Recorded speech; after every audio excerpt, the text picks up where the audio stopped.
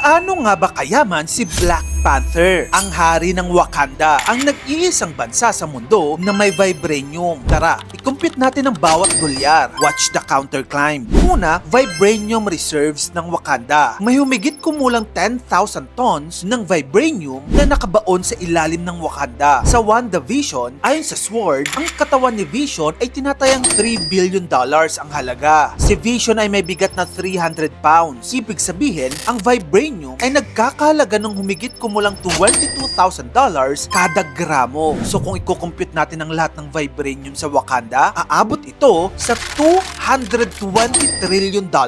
At take note, absolute monopoly pa yan. Walang kakompetensya. Ang Wakanda lang ang merong vibranium. Next, yung kanilang Wakandan technology. Nakagamot na sila ng sakit tulad ng cancer. Nakapagpatayo ng space level infrastructure at nakagawa ng energy weapons na dekada ang layo kumpara sa Stark Industries. Ang Wakandan patents ay tinatayang nasa $20 trillion.